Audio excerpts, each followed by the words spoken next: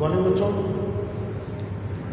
कल अपन ने पढ़ा था ग्रामीण विकास की अवधारणा, कंसेप्ट ऑफ रूरल डेवलपमेंट। उसमें हमने हमारे जो देश की मोटी मोटी स्थितियां कैसी हैं, जनसंख्या, जिले, राज्य, केंद्र शासित प्रदेश, जीडीपी, कृषि, ग्रामीण विकास, ग्राम क्या है, विकास क्या है, अवधारणा का सूत्रपात कैसे हुआ, ये सामान्य जनरल बातें अपन ने पढ़ी थी।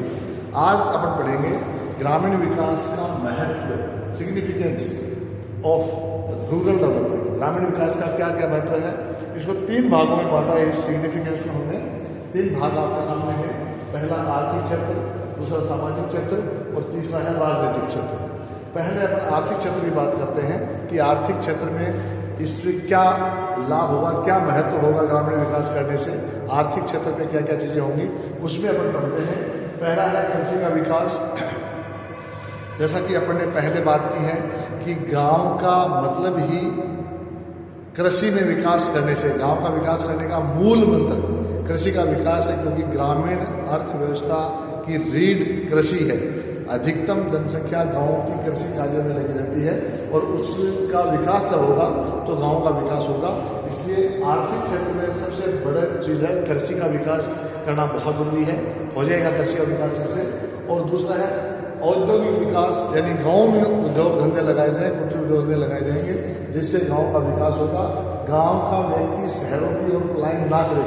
आज स्थितियां ऐसी हो रही हैं कि गांव का व्यक्ति गांव छोड़ के शहरों की ओर प्लान कर रहा है, शहरों की ओर आ रहा है। इससे शहरों में जनसंख्या का दबाव बढ़ रहा है, जनसंख्या का लोड बढ़ रहा है और वहाँ शहरों में जो व्यवस्थाएं हैं, सुविधाएं हैं, वो भी सारी अव्यवस्थित हो रही हैं, वो पर्याप्त नहीं हो रही हैं, अपर्याप्त अभी लग रही हैं।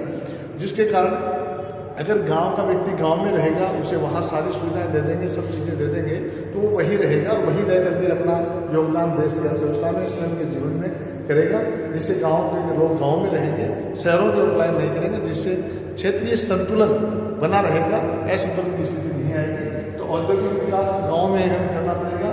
परिवहन साधनों का विकास, आज व्यक्ति गांव से शहर की ओर क्यों आना चाहता है, उसे पता है कि ऐसी कोई इमरजेंसी, हारी बीमारी जैसे कोई प्रॉब्लम हो, पढ़ने के लिए बच्चों को बाहर भेजना हो, तो उसे गांव से शहर तक आने के साधन नहीं मिलते। गांव के बच्चे शहर में आकर अध्ययन अध्यापन में और स्वास्थ्य सुविधाएं नहीं ले पाते हैं। इसलिए मूल बात है कि गाँव को सड़कों से जोड़ दो, जिससे गाँव के सड़कों से जुड़ने से उसका शहर में अप्रोच करना, शहर में पहुंचना आसान हो जाएगा। वो समय पर जब उसको आवश्यकता होगी शहर में आसानी से आ सकता है, जिसके कारण हमें परिवहन साधन का विकास करना पड़ेगा। व्यापार का विकास गांव में करना पड़ेगा। निर्यात में वृद्धि, गांव को अगर विकास करेंगे तो निर्यात में उसमें वृद्धि होगी और गांव का विकास करेंगे तो रोजगार में भी वृद्धि होगी, प्रति व्यक्ति आय में वृद्धि होगी। यानी जब पूरे देश की आय बढ़ेगी तो प्रति व्यक्ति आय बढ़ेगी, रोजगार बढ़ेगी तो प्रति व्यक्ति आय बढ़ेगी, निर्यातों में वृद्धि होगी तो भी प्रति व्यक्ति आय बढ़ेगी। तो इसका गांव में आवास की सुविधाएं है, उसका भी समाधान होगा। गांव में रहने के लिए लोगों को एक छत उपलब्ध हो जाएगी।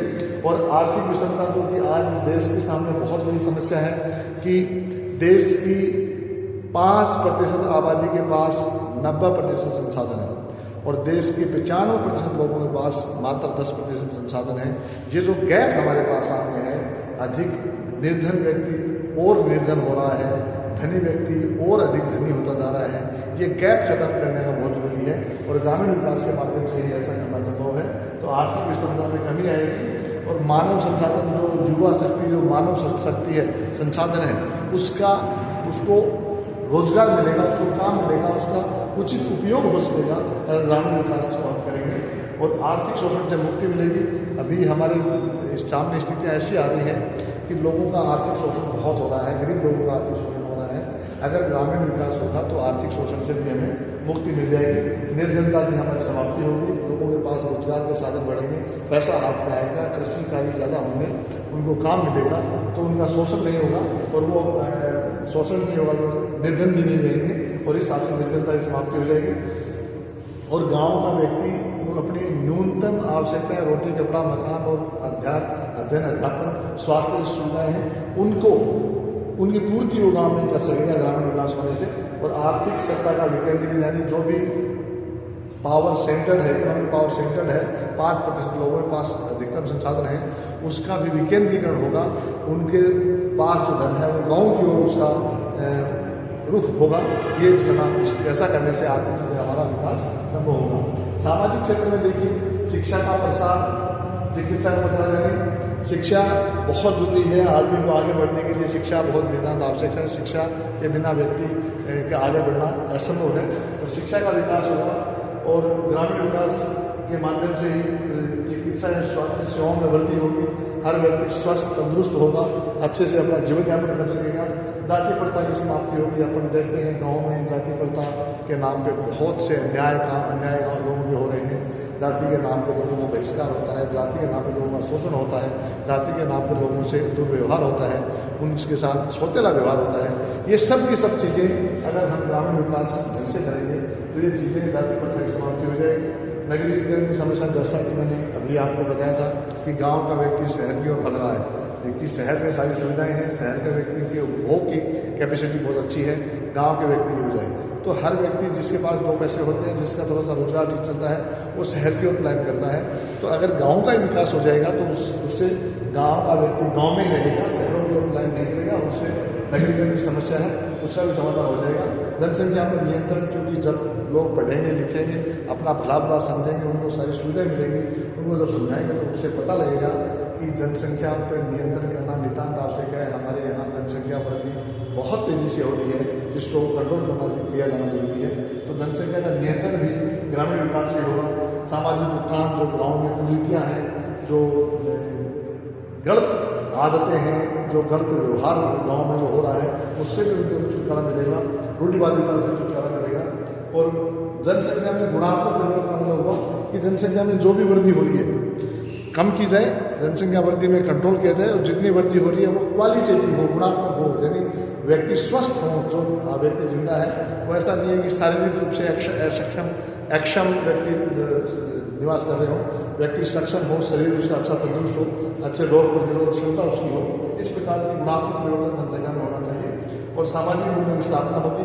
गांव के लोगों की बहुतायत, देश की जनसंख्या का बहुतायत गांव में निवास करता है, इसलिए अगर गांव के लोगों को आप सारी सुविधाएं देंगे, उनका विकास करेंगे, तो निस्संदेह सामाजिक मूल्यों की स्थापना करने में हमें सहयोग प्राप्त होगा। राजनीतिक क्षेत्र में क्या क्या महत्व हो सकते हैं? राजनीतिक जागृति, जनजागृति चलाई जानी चाहिए। भ्रष्टाचार में कमी, जो बहुत हमारे देश की ज्वलंत समस्या है, उसमें कमी होगी। राष्ट्रीय चरित्र का निर्माण होगा। हर व्यक्ति अपने राष्ट्र के साथ अपना खुद का जीवन राष्ट्र के जीवन के साथ जोड़ने चलेगा, तो इस राष्ट्रीय चरित्र बनेगा। सत्ता का विकेंद्रीकरण होगा, यानी हर गांव के व्यक्ति के पास भी, हर छोटे बड़े गरीब धनवान सबके पास सत्ता का वो भागीदारी होगी, उससे सत्ता का विकेंद्रीकरण होगा। राजनीतिक मूल्यों की स्थापना होगी। अच्छे से अच्छे गांव का विकास हम करेंगे, अच्छी से अच्छी सुविधाएं गांव में देंगे, तो उससे राजनीतिक मूल्यों की स्थापना भी होगी। इस प्रकार से ग्रामीण विकास के महत्व में हमने इसको 3 भागों में बांट दिया है: आर्थिक क्षेत्र, सामाजिक क्षेत्र और राजनीतिक क्षेत्र। इन तीनों में हमने अलग अलग बताया है कि ग्रामीण विकास करने से हमें क्या लाभ होगा, क्या फायदा होगा, कैसे हम उसका हमारी जनसंख्या के लिए पॉजिटिव सकारात्मक उसका उपयोग हो सकता है। उसके लिए हमने तीनों भागों में बांट करके आपको बताया है। आज अपन ग्रामीण विकास के सिग्निफिकेंस, महत्व से उनमें अपने चर्चा की है। कल के टॉपिक में अपन इसमें और आगे कौन सी योजनाएं ग्रामीण विकास के संदर्भ में सरकारों ने चलाई है, उसके बारे में अपन चर्चा करेंगे। तब तक के लिए धन्यवाद।